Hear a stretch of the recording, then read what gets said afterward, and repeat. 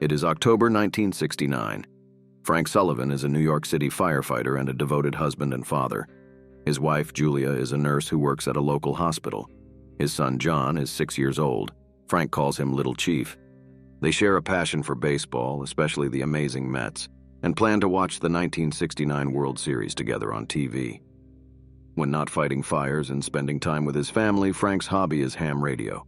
Fast forward to October 1999. John is now a New York City policeman. Satch is either his supervisor or his partner. Gordo is still his best friend, but is now married. John is still single, and his girlfriend, Samantha, has just walked out on him.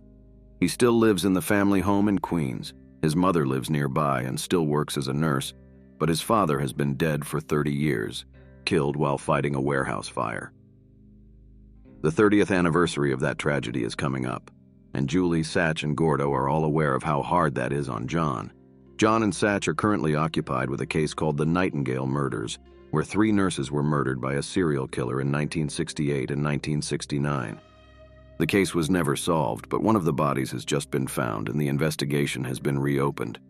As part of the investigation, John visits and interviews an elderly couple, Mr. and Mrs. Shepard, who live near where the body was discovered. Mrs. Shepard is a retired nurse. Mr. and Mrs. Shepard had a son named Jack. Jack was a New York City detective.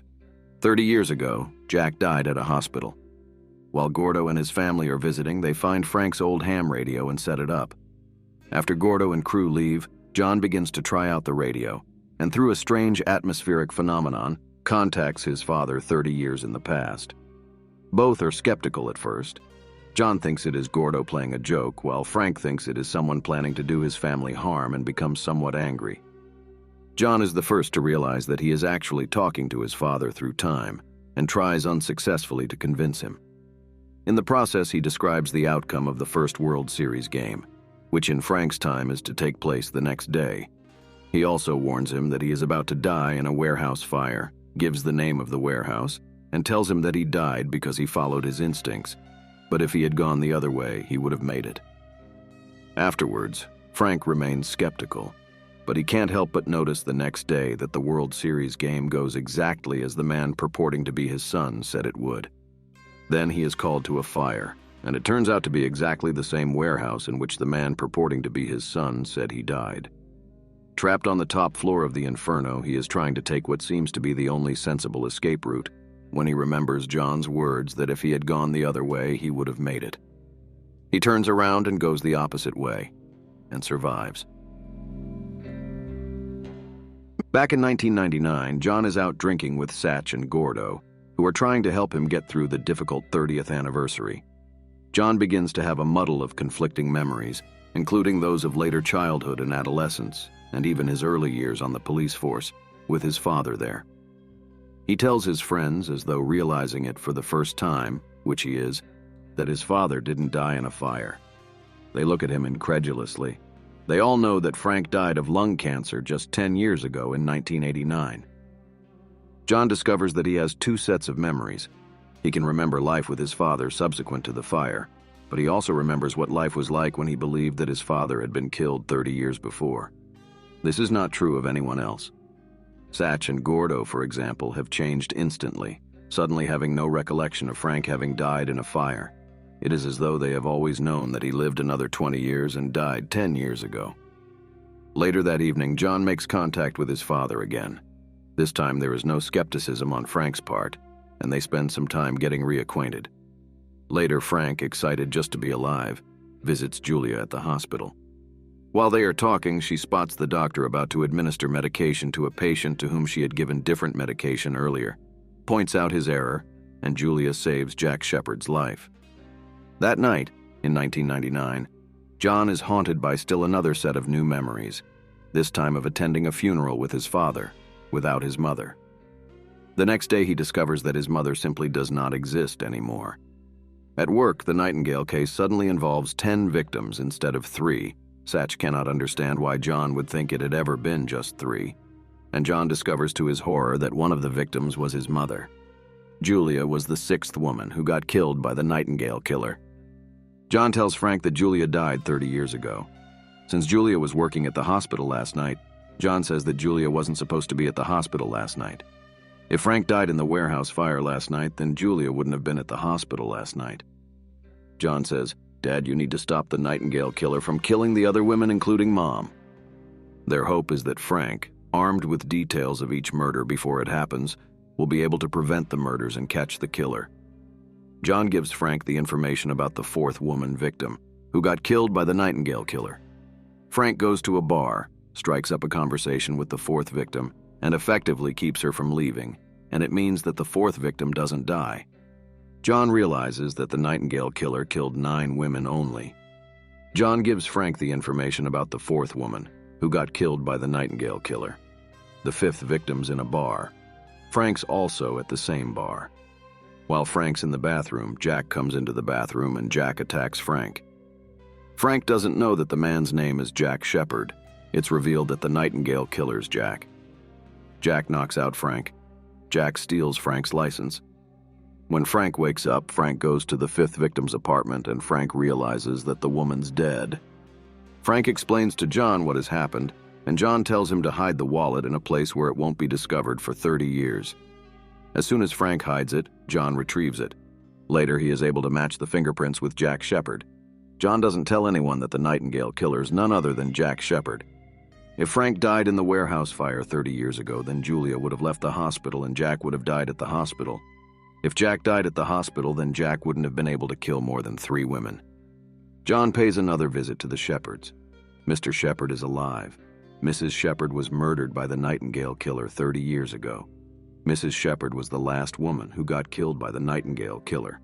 Jack doing private investigation, having left the police force after being involved with some corruption. John finds the present-day Jack Shepard in a bar and tells him cryptically that he is going down 30 years ago. When John tells Frank that the Nightingale killer's Jack Shepard, Satch shows up at Frank's house in 1969. Satch tells Frank that Frank's license was at the Nightingale killer's fourth victim's apartment. Satch reluctantly arrests Frank for the killer's fourth victim's murder. When Frank and Satch are inside the interrogation room, Satch doesn't believe that Frank was using his ham radio to contact John, who's in the future.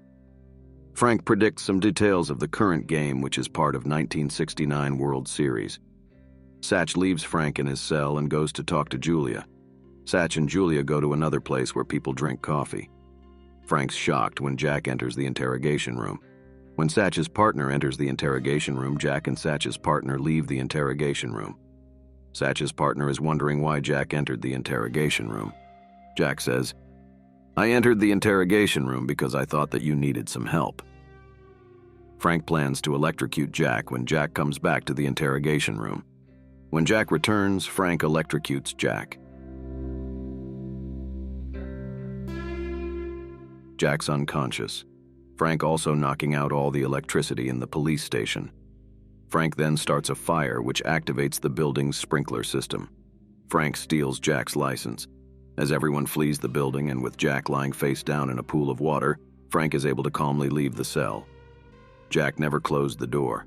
Frank steals the file that has evidence against Frank. Frank calmly leaves the police station. Satch says, Frank's saying that he was using his radio to contact John, who's in the future. Julia doesn't believe that Frank was using his radio to contact John, who's in the future. Satch sees the current 1969 World Series game going exactly as Frank predicted it would. Frank breaks into Jack's apartment. Inside Jack's apartment, Frank discovers pictures of the Nightingale victims, and Frank also discovers jewelry that belongs to the Nightingale victims. Jack comes back to his apartment. When Jack sees Frank, Jack tries to shoot Frank, but Frank manages to escape. While Jack's chasing Frank, Satch and his partner go to Jack's apartment. Satch and his partner discover the pictures and jewelry of the Nightingale victims. Jack chases Frank to the waterfront. At the waterfront, Frank surprises Jack. Frank wants to drown Jack. When Frank gets out of the water, Satch and Satch's partner show up. They're unable to find Jack's dead body. Frank, Satch, and the other people still believe that Jack's dead. Back at home, Frank contacts John again. Frank tells John that Jack died, but Julia still died in 1969. Unfortunately, a mysterious man knocks out John. It's revealed that John was knocked out by Jack. In 1969, Jack must have figured out that someone in the future gave Frank the information about the Nightingale murders. Before Jack knocked out John, Jack realized that Frank's wife gave birth to John, and Jack also realized that John gave Frank the information about the Nightingale murders. Jack knocks out Frank. Jack handcuffs Frank. Jack is holding a gun, and Jack throws away John's gun. John wakes up, and John gets into a wrestling match with Jack. Jack sneaks into Julia's room. Julia wakes up, but Jack tries to strangle Julia. When Frank wakes up, Frank hears Julia's voice, and Frank realizes that Jack's still alive. Frank frees himself.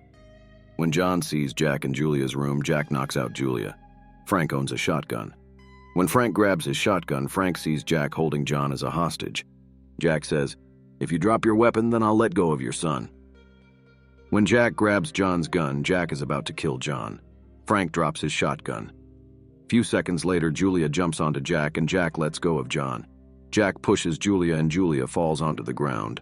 When Frank grabs his shotgun, Frank shoots Jack's right hand. Jack's right hand gets blown off, and Jack leaves Frank's house. When Jack's using his right hand to choke John, Jack's right hand disappears. While Jack's hand's disappearing, Jack backs away in horror, but Jack still keeps John's gun pointed at John. After Jack's hand disappears, Jack sees Frank holding his shotgun. Jack's about to shoot Frank, but Frank shoots Jack in self-defense. Jack's dead. John realizes that Frank's alive because Frank stopped smoking 30 years ago. Father Frank and son John, now both in 1999, joyfully have the first hug of their reunion. The movie ends with John and Frank, in 1999, playing baseball together as Julia looks on. Since Frank stopped smoking 30 years ago, something prevented John's girlfriend from breaking up with John. John's wife gave birth to a boy. John's son's age is between 3 and 10,